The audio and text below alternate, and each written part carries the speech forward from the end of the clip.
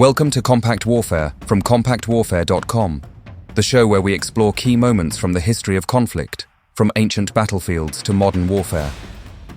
This is episode 56, the Battle of Verdun. Some battles define wars, and others redefine what war even is. Verdun was the latter. When the German army launched its offensive against the ancient fortress city of Verdun in February 1916, they did not merely intend to seize ground or even win a strategic advantage. They wanted to bleed France, to drain its lifeblood so completely that the Republic would collapse. It was warfare as industrial murder, planned on charts and calculated in tonnage. Verdun became a place where soldiers stopped speaking of victory and instead muttered a grim mantra that summed up their purpose. Ils ne passeront pas. They shall not pass. To understand why Verdun exploded into such horror, we must go back to late 1915. The First World War had already turned vast portions of Europe into an exhausting stalemate. Trenches zigzagged like scars across France and Belgium, filled with men who endured mud, vermin, gas, and the shrapnel of artillery that never seemed to sleep. Both sides were desperate for a breakthrough. Germany's Chief of General Staff, Erich von Falkenhayn, believed one could be engineered not by outmaneuvering the French armies, but by crushing their will to fight. His plan targeted Verdun for both practical and psychological reasons. Verdun lay on the Meuse River in northeastern France, shielded by ringed forts built after the humiliations of the Franco-Prussian War. The city was more than a strategic strongpoint. It was a symbol of French resilience, a place the enemy must never be allowed to take. If Germany battered it hard enough, Falkenhayn believed the French would hurl their army into the grinder to defend it, and in doing so, they would bleed to death. It was a plan so cold that even some German officers wondered whether Falkenhayn had mistaken men simply for numbers on a notepad. On the French side, the High Command suffered no illusions about the stakes. Verdun could not fall. The government feared that losing it would shatter French morale and reveal the state to be a brittle shell propped up by patriotic posters and hope. Henri-Philippe Pétain, a general of calm demeanour and famously well-trimmed moustache, would soon emerge as the leader charged with holding the city. But before his arrival, the Germans struck. On the morning of the 21st of February 1916, the world erupted.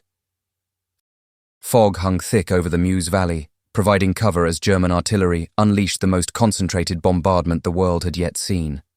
Shells howled down like metal wolves, tearing the landscape to pieces. Forests that had stood since medieval times vanished. Hills turned into pits, and pits into hills. Soldiers in defences that had seemed secure the night before found their positions pulverized before their eyes. The ground shook so violently that some French troops bled from their ears simply from the concussions. Others were buried alive when trench walls collapsed around them. The bombardment lasted for hours that felt like decades. When it finally eased, German infantry surged forward, advancing behind creeping barrages designed to trap the French between explosions and bayonets. The assault captured several key positions, pushing French defenders back in shock and confusion. Fort Douaumont, once considered impregnable, fell with humiliating speed on the 25th of February. A small German raiding party discovered that much of the fort's garrison had already fled or been reassigned and simply occupied it without a fight. The loss stunned France. Douaumont had symbolized protection and permanence. Now, in mere hours, it had become a crown jewel in Germany's offensive. The disaster forced French command to act decisively. General Pétain, who soon gained a reputation for the rare leadership trait of actually caring whether his soldiers lived, took charge of the defense of Verdun. He recognized immediately what would make or break the city: logistics. Only one main road connected Verdun to the wider French supply network, a lifeline that became known as the Voie Sacrée, the Sacred Way. Along this artery, day and night, trucks thundered forward, carrying food, ammunition, reinforcements, and the constant hope that Verdun could cling on just a little longer. Pétain rotated divisions through Verdun with rhythm and precision. No unit would remain in the inferno long enough to lose its sanity completely. This policy kept the French army fighting, even as the battlefield grew into something the earth itself seemed to resent. Spring brought mud, summer brought heat. Both brought unthinkable suffering.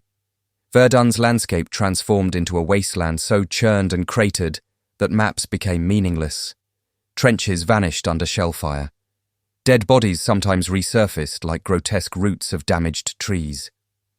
The smell, a nauseating blend of cordite, decay, and damp earth, never left the air. Men who survived long enough came to understand that Verdun was not simply a battle. It was a place where the boundary between life and death had dissolved entirely. The Germans unleashed new weapons to maintain momentum. They used flamethrowers to clear French trenches, torrents of fire chasing defenders like nightmares given shape. Phosgene gas drifted through low ground, invisible but lethal. Machine guns rattled endlessly, snatching seconds of any charge and turning them into eternity. French soldiers answered with their own resolve. One poilu, or French infantryman, famously declared, "On ne passe pas," a phrase that soon appeared on posters and spread like a vow. Verdun became the line behind which France's heart refused to retreat. Yet despite the stirring rhetoric, France remained in danger. By early summer, morale tottered.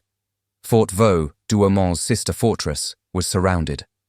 Major Raynal, its commanding officer, held out with fierce determination.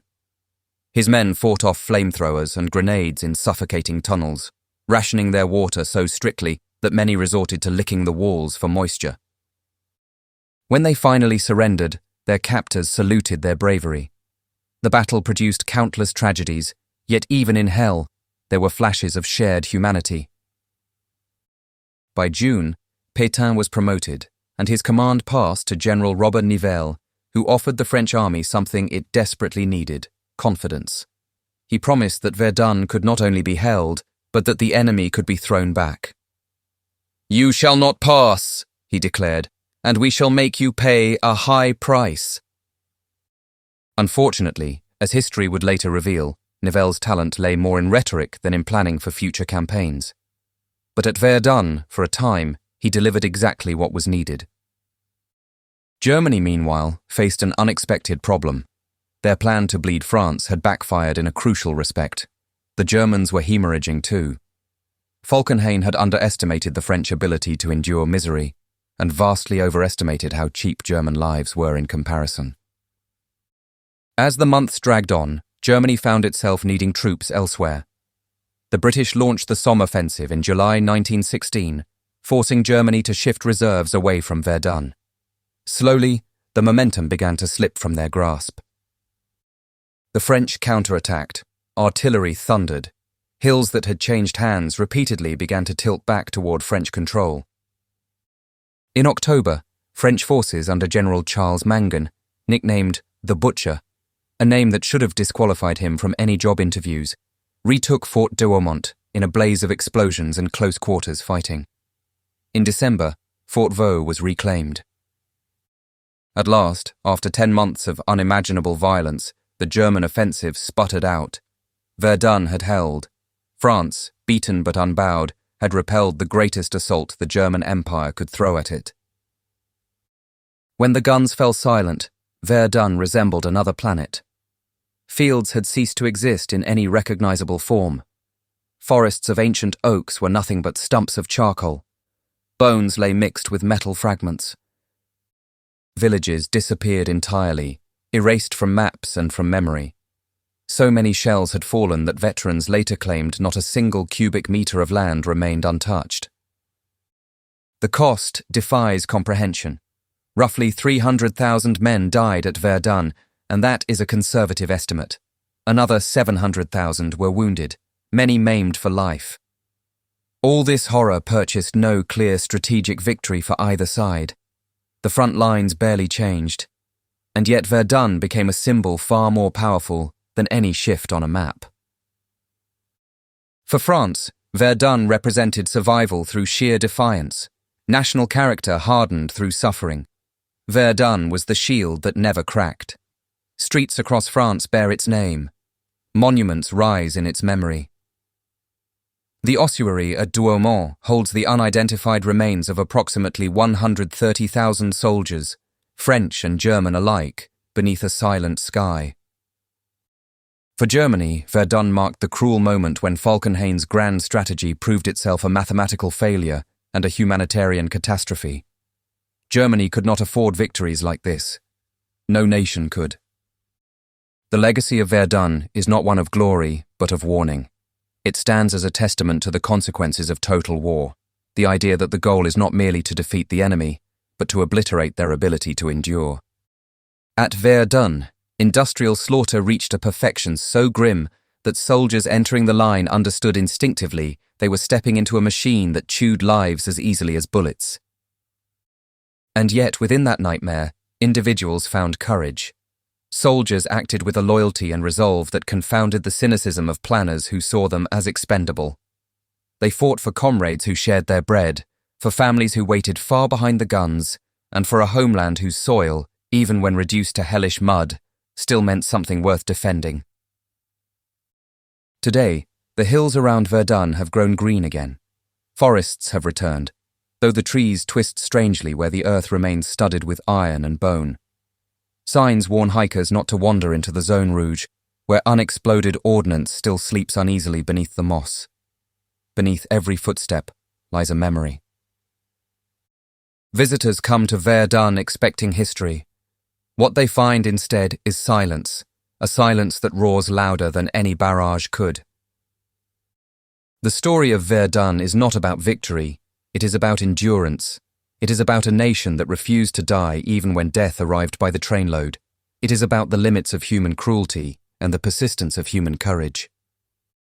It is a reminder that wars are not won by clever plans or famous names engraved on monuments, but by ordinary men forced into extraordinary conditions, who hold the line because falling back is simply not an option. Verdun is the embodiment of a single promise: they shall not pass. And in 1916 they did not. I hope you enjoyed that episode of Compact Warfare from compactwarfare.com. If you did, please leave a review wherever you get your podcasts, and while you're there, don't forget to subscribe so you don't miss any future episodes. Thanks for listening, and I'll see you next time.